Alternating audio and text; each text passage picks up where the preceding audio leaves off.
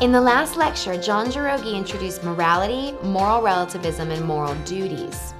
While John's lecture used morality to affirm God's existence, it's frequently stated that the strongest objections to belief in God are also rooted in morality. It's not uncommon to find criticisms of the Bible that accuse God of being immoral, especially because of the violence found in the Old Testament. While it's important to be aware that any such objection already assumes a moral standard by which God is to be judged, it's also very important to take these objections seriously and address the concerns specifically and directly. Amy Orr Ewing will address the primary objections leveled against the Bible based on some of these passages. Looking both broadly at the Old Testament's treatment of war and judgment and specifically at the language and context of each verse in question, she makes a very compelling case for each instance of violence aligning perfectly with God's overarching plan to bring salvation and blessing to all nations. Amy Orr Ewing is one of the long-time members of our apologetics team based now in Oxford. She did her undergraduate work and her first-class studies in theology at Oxford University and then went on to do her master's at King's College in London. Long before she joined the team, she was involved in some very daring efforts in the Middle East and Afghanistan, especially ministering even to the Taliban. Her husband is a rector at one of the churches in the Church of England in the United Kingdom, and so they actually make a great team. Oftentimes, he also pitches in when we need a specialist in some pastoral responsibilities. Amy's speaking is powerful, persuasive, well sprinkled with scriptural notations and her understanding on the issues of our time. You'll be delighted as you listen to Amy lecture. She actually heads up much of our training at the Oxford Center for Christian Apologetics as well.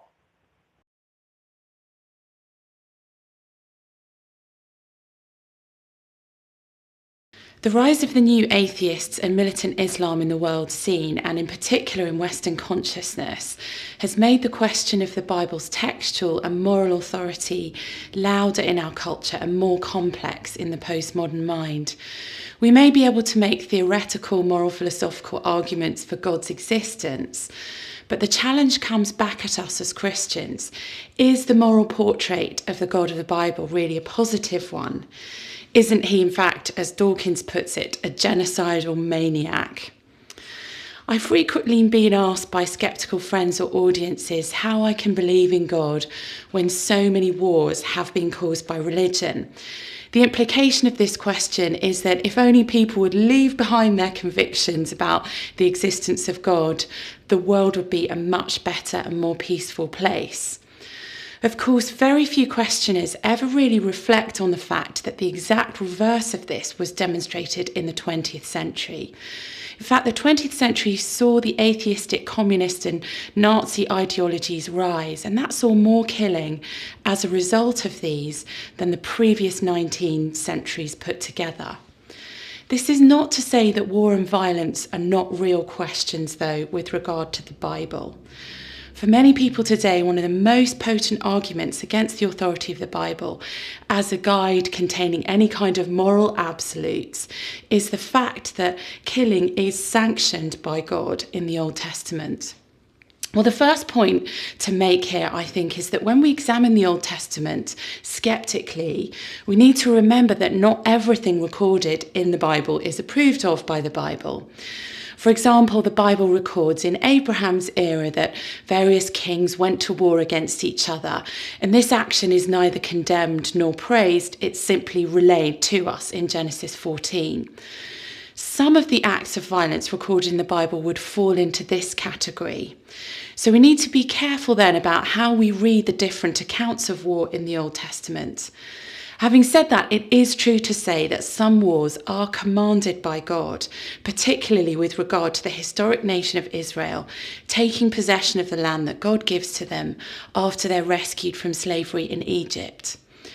Christians have deliberated for many generations over how we are to understand these passages, as well as how we can build a Christian response to war in our own contemporary contexts. I think there are 4 things, though, that we need to bear in mind when we look specifically at war in the Old Testament. The first is the context of judgment. The second is this idea of accommodation. The third is time. And the fourth is language. So firstly, let's look at this question of judgment. Both the Old and the New Testaments present a moral portrait of a God who judges evil. Now, one of the means of God's judgment in the pages of the Old Testament is war. It's extremely important to note at this point that God's chosen people, Israel, are not always the ones who bring about God's will on the battlefield. In fact, they're often on the receiving end of his judgment, finding themselves massacred and enslaved, just as at other times they're militarily victorious over other powers. When we read about war in the Old Testament, we see that there were rules for war laid down for God's people, and this happens in particular in Deuteronomy chapter 20. These rules represent a control of justice, fairness, and kindness in the use of the sword. Special hardship conditions were defined as a ground for excusing individual soldiers from military duty until those conditions were cleared up in chapter 20, verses 5 to 7. And even those who had no excuse but were simply afraid or reluctant to fight were allowed to go home. We see that in Deuteronomy 20, verse 8. Unlike the contemporary armies of other nations who could attack a city without giving it an opportunity to surrender, the armies of Israel were required to grant a city an opportunity to surrender without bloodshed before moving on to mount a full-scale siege and the destruction of the city. In this context, women and children were to be spared from death and were to be cared for by their captors. Deuteronomy 20, verse 14. Only in the case of the particularly depraved inhabitants of Canaan itself was there to be this total destruction. We'll be examining exactly what this phrase means as we go on. But before we look at what that means, we remember that the reason given to God-sanctioned war and the destruction of the inhabitants of Canaan was the likely corruption of the moral and spiritual standards of Israelite society in areas such as child sacrifice. So the text says, otherwise they will teach you to follow the detestable things they do in worshipping their gods, and you'll sin against the Lord your God, as we see in Deuteronomy 20, 16 to 18. Now, this is practically worked out in the text in 2 historic examples, in Joshua and in Saul.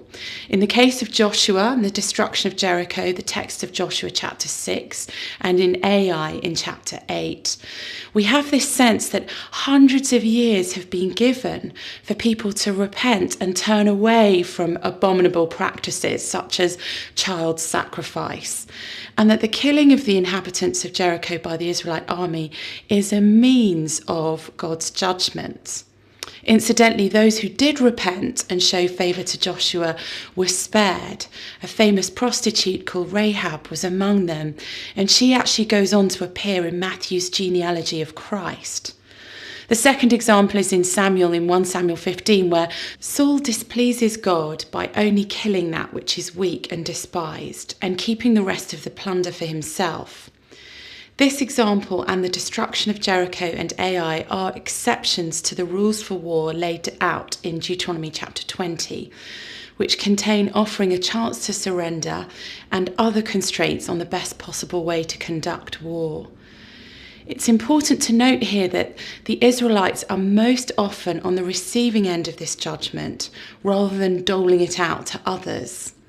In these 2 cases, where that intensive killing is done by Israel with the approval of God, the particular immorality of their enemies is cited as the reason why. There's no sense of a carte blanche to kill and maim, but rather a period of struggle for this people to get established in a land which is conquered and reconquered back and forth by many groups. What all of this means for the character of the God of the Bible is that he's revealed as one who judges evil. Until I lived for a while in London, I found this idea quite hard to understand. But the community in the inner city of London that I lived in for 7 years, I saw the reality of evil surrounding me on a daily basis, from child prostitution to domestic violence, from drug dealers preying on vulnerable people to fatal shootings. I stood with a mother in my congregation in my church who was burying her son. He'd been stabbed with a knife through his heart, and it was a contract killing. Another friend of mine was violently attacked by an ex-partner who was a crack addict. She was lucky to survive the ordeal, and when I saw her the next day, I barely recognised her.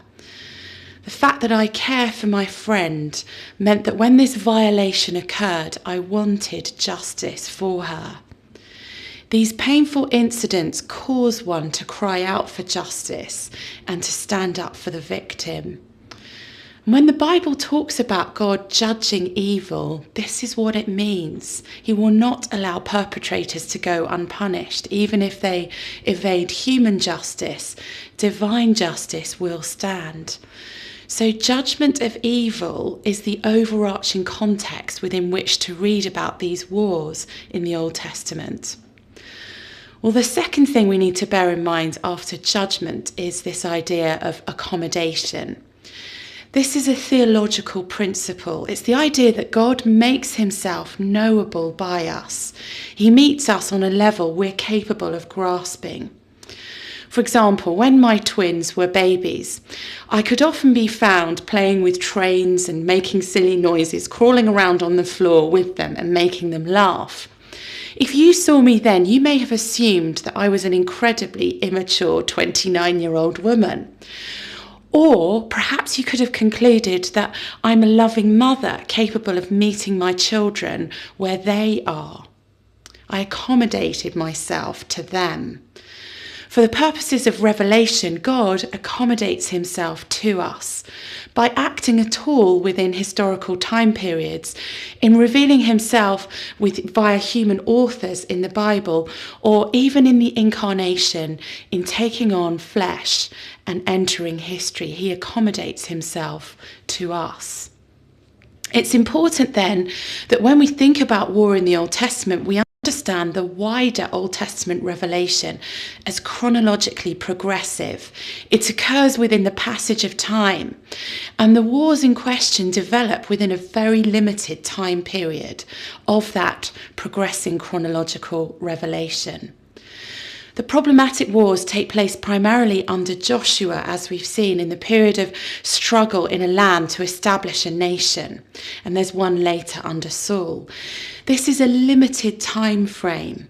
And post-Joshua, all Yahweh-sanctioned battles, other than the one I've mentioned with Saul, were defensive. Now, of course, offensive battles took place during the time of the Judges and David, but these were not directly commended or commanded. God, in working within history at all, is accommodating himself in order to make himself known to human beings. One of the means of his revelation, of the reality of his judgment of evil, is war. But even this occurs within this very limited time period during an unfolding revelation. So in order to understand this question so far, we've considered the issues of judgment and accommodation. And now we move on to the question of time. Within this next theme of time, we need to look at the whole issue of context. In Genesis chapter 15, verse 16, God was willing to wait 430 years because, as the text says, the sin of the Amorite has not yet reached its limit. Judgment, whether directly or indirectly, is the last resort. There's time given for the ideal of Israel as the light to the Gentiles to work. But in the meantime, what were the Canaanites like? Well, the culture reflected its deities' activities. Incest, bestiality, temple prostitution, including and involving children, and child sacrifice were added to gory violence. The Canaanite deity Anath was the patroness of both sex and war. William Albright describes Anath's massacre, saying, "The blood was so deep that she waded in it up to her knees, nay, up to her neck. Under her feet were human heads, above her human hands flew like locusts. Her joy at butchery is renowned, her liver swelled with laughter, her heart was full of joy." Canaanite idolatry was not abstract or private. It was a worldview which profoundly influenced the whole society. And this is why the God of the Old Testament did not want his people to associate with it. It's not that the Canaanites were worse than any other people who've ever lived, but that the time for judgment was in God's hands. Israel not to go around fighting peoples on a whim, but at a specific point in history, the time for judgment had come. Always remember here that Israel were more often on the receiving end of this judgment than they were involved in bringing about on other people within this limited time frame in the Old Testament. But could we describe this killing in the Old Testament as genocide or ethnic cleansing, as some people do today? Is it ethnic cleansing carried out with a xenophobic relish? Atheists like Dawkins allege it is. Well, ethnic cleansing is fueled by racial hatred. But in Genesis chapter 12, verse 3, we read that all the families of the earth will be blessed through Abraham. We see that a mixed multitude left Egypt in Exodus chapter 12, verse 38. And we read that Moses married a dark-skinned Ethiopian Cushite in Numbers chapter 12, verse 1. God repeatedly commands Israel to show concern for non-Israelite aliens in their midst, for example in Leviticus 19:34 or Deuteronomy 10 verse 18. Why? Because Israel themselves had been strangers in Egypt. The stranger living in Israel had the same legal rights as the native Israelites, Leviticus 24 verse 22. Even the difficult language of dedication to destruction, which is what is often translated as wipe them out, it's known in the Hebrew as the harem or the ban, is equally applied to Israel itself by her own prophets when God's judgment falls. Clearly, this is not racism. But we do need to be careful here as we try to understand the language used. We've seen the importance of judgment, of the idea of accommodation and the concept of time. And now we really focus in on the language of the texts in question. How did Israel take the land? The importance of examining the text and its language cannot be overstated here. Was this a case of overwhelming violence and blood? As we read the texts, we see a number of methodologies are in play. The first is this idea of infiltration and an internal struggle, which is not just military. Gordon McConville writes that we don't have a simple conquest model, but rather a mixed picture of success and failure, sudden victory and slow, compromised progress. There was military engagement, but not external material destruction, another scholar writes. Then we also have the question of rhetoric. Joshua used the language of conventional warfare rhetoric. So Joshua chapter 10 verse 40 reads, Joshua struck all the land, the hill country and the Negev and the lowland and the slopes and all their kings. He left no survivor, but he utterly destroyed all who breathed. Well, as we shall see, Joshua acknowledged that this was not literally so. The early chapters of Judges show that the task of taking the land was far from complete. Now, Christians are often asked, do you take the Bible literally? One leader once replied when asked this, the Bible says that Herod is a fox. Does that mean he had pointy ears and a bushy tail? It also says God owns the cattle on 1,000 hills. Well, what about all the other cattle and the hills? Who owns them? Or it says that Jesus is a door. Does that mean that he's wooden and flat and he has hinges? When we read texts and listen to language, we all take into account metaphor and intentional rhetoric literary techniques. We need to understand these dynamics in play in order to interpret a text correctly. So Joshua is not being deceptive here when he says he utterly destroyed all he breathed. He's using well-known hyperbole. He means he trounced the enemy. Now, my children often come back from tennis or football fixtures and they love to win. When they describe what happened in the particular match, they might say that they're over the moon to have won against the opposition. Or they might say that the people they were playing against were completely slaughtered by our team. When I hear that, I do not assume that my children believe that they literally jumped over the moon, or that they actually killed or slaughtered the opposing team. I understand that they won overwhelmingly and that they're pleased about it.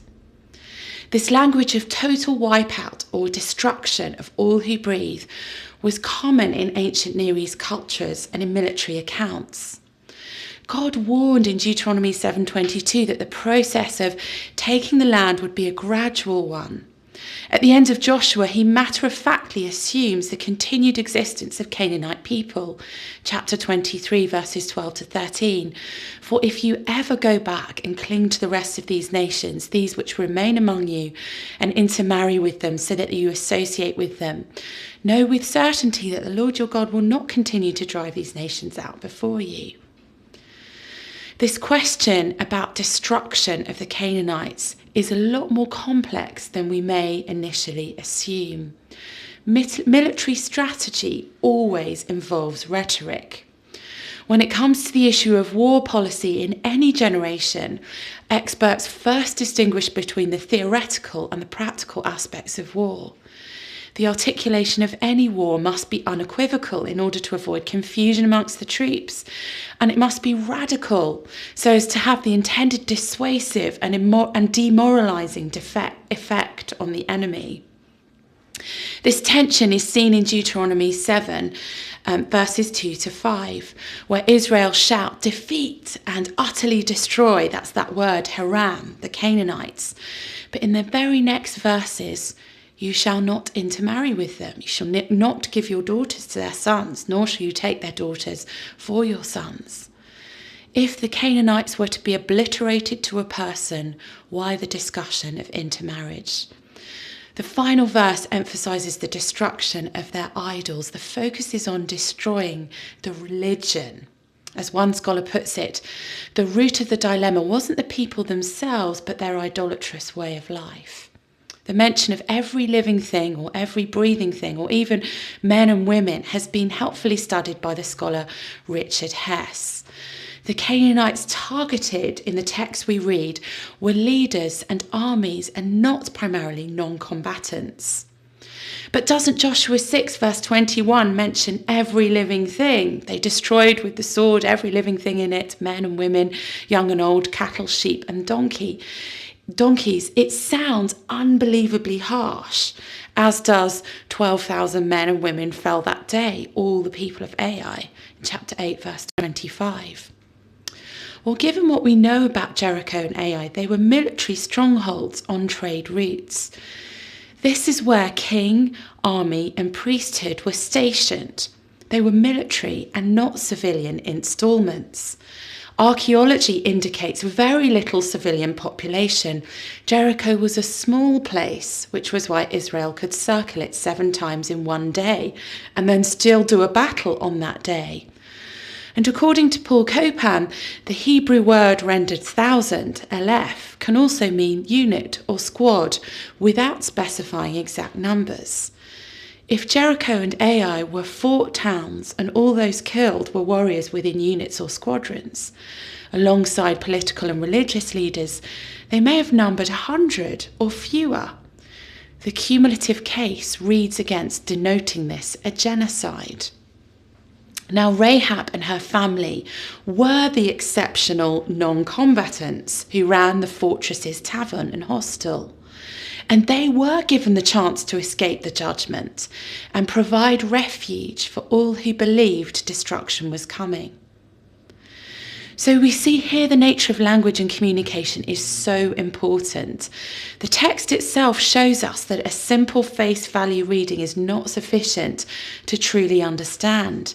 The language in play includes driving out. The driving out of the land language is different from destroying or wiping out language, and yet it's used of the same contexts. We see both concepts in play in Numbers 21, verse 32. 2, Deuteronomy 9 verse 1, Deuteronomy 11 verse 23, and Deuteronomy 18 verse 14.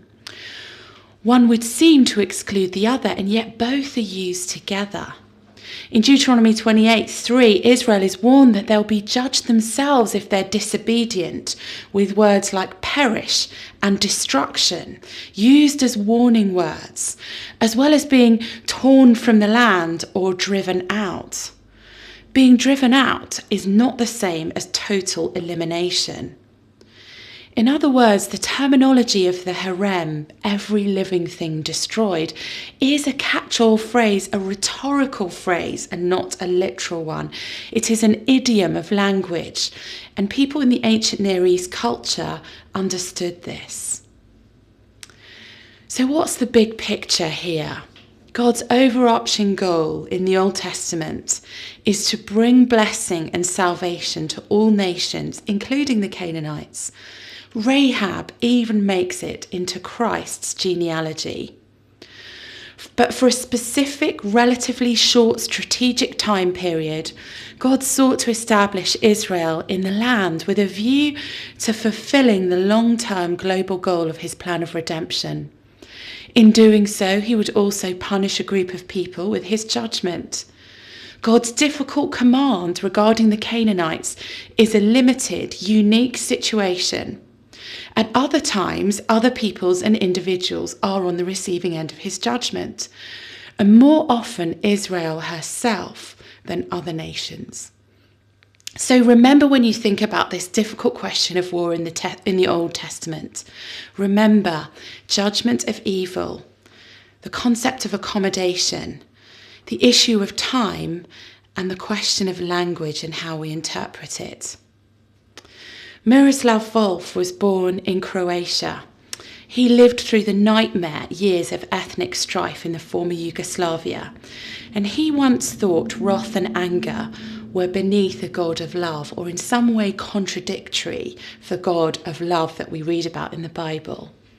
He said this: "I used to think that wrath was unworthy of God. Isn't God love? Shouldn't divine love be beyond wrath? God is love, and God loves every person and every creature. That's exactly why God is wrathful against some of them. My last resistance to the idea of God's wrath was a casualty of the war in the former Yugoslavia, the region from which I come. According to some estimates, 200,000 people were killed, and even over 3 million were displaced. My villages and cities were destroyed. My people shelled day in and day out, some of them brutalized beyond imagination, and I could not imagine God not being angry. Or think of Rwanda in the last decade of the past century, where 800,000 people were hacked to death in 100 days. How did God react to the carnage? By doting on the perpetrators in a grandfatherly fashion? By refusing to condemn the bloodbath, but instead affirming the perpetrator's basic goodness? Wasn't God fiercely angry with them? Though I used to complain about the indecency of the idea of God's wrath, I came to think that I would have to rebel against a God who wasn't wrathful at the sight of the world's evil. God isn't wrathful in spite of being love. God is wrathful because God is love." Is the God of the Old Testament immoral? Is he a genocidal maniac? I would argue no. He's a moral God who upholds judgment. Some of the most difficult to understand texts need to be read with careful attention within the broad understanding of a God who judges evil, who accommodates himself to us in order to reveal himself in human history, who works within the limitations of time and who uses language, as we all do, with nuance, metaphor, and within a context.